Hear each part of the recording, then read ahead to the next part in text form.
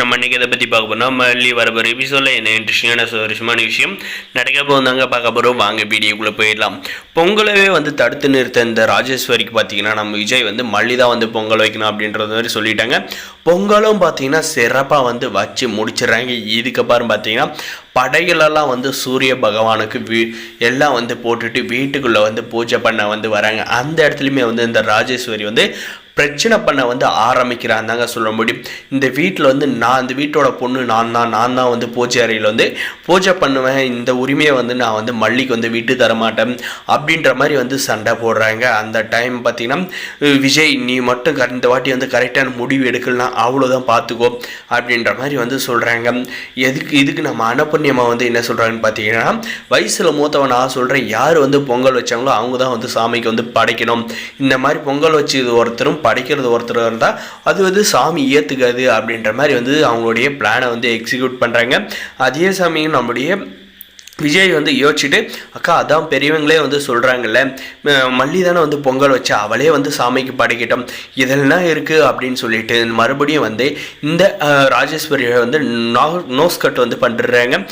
இதுக்கப்புறம் பார்த்திங்கன்னா மல்லி சந்தோஷமாக அந்த பூஜை அறையில் போயிட்டு விளக்கெல்லாம் ஏற்றி சாமிக்கு பார்த்திங்கன்னா பொங்கல் வச்ச சாப்பாடை போட்டு படையல் போட்டு சும்மா தட்டை புடலாக விருந்தெல்லாம் ஏற்பாடு பண்ணியிருக்காங்க. அதுக்கப்புறம் பூஜை அறையில் பார்த்திங்கன்னா எல்லாருக்கும் கற்பூரத்தை காட்டினபடியே அன்னபூர்ணியமாக பார்த்திங்கன்னா மல்லி இன்னைக்கு எல்லாமே உனக்கு சாதகமாக நடக்குது அப்படின்ற மாதிரி சொல்லிட்டு சரி ஆரத்தியை எடுத்துக்கிட்டு போயிட்டு மாப்பிள்ளைக்கும் வெண்பாவுக்கெல்லாம் காட்டு அப்படின்ற மாதிரி சொல்லிட்டு நம்ம மல்லி எடுத்துகிட்டு போகிறாங்க. நம்முடைய மல்லி ஒவ்வொன்றும் பார்த்து செய்கிறத பார்த்து நம்முடைய விஜய்க்கு மல்லி மேலே க்ரஷ் லவ் ஏற்படுதுங்க.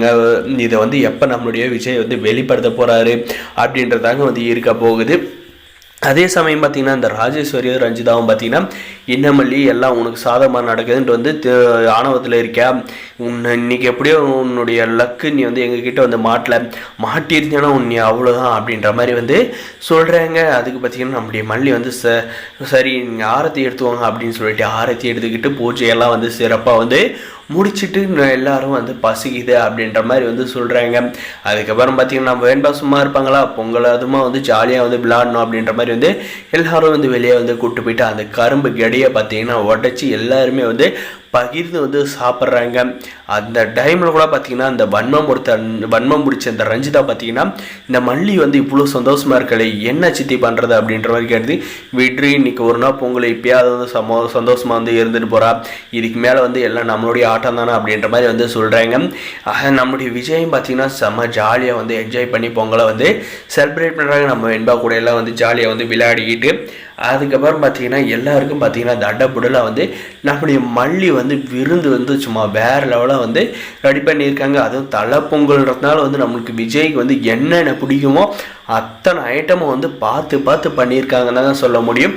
அந்த ஐட்டத்தை பார்த்தா நம்மளுடைய விஜயை வாயை பொழந்துருவார், எனக்கு பிடிச்சதெல்லாம் பண்ணியிருக்காங்களே அப்படின்ட்டு வரப்போகிற எபிசோடில் இதுதான் நடக்க போகுது. நம்முடைய மல்லியை செஞ்ச சாப்பாட்டை சாப்பிட்டு நம்ம மல்லியை நம்ம விஜய் சார் புகழணும். இந்த ராஜேஸ்வரி ரஞ்சிதாவுக்கு முன்னாடி அவங்க இதை பார்த்து வயிறு ஏறணும்னு நினைக்கிறேன். இந்த வீடியோக்கு ஒரு லைக் பண்ணி மறக்காது நம்ம சேனல் சப்ஸ்கிரைப் பண்ணாது அந்த பெல் ஐக்கனை ஆனில் போட்டு வச்சவங்க முடிஞ்ச ஸ்கிப் பண்ணாது பாருங்க. எக்ஸ்ப்ளோர்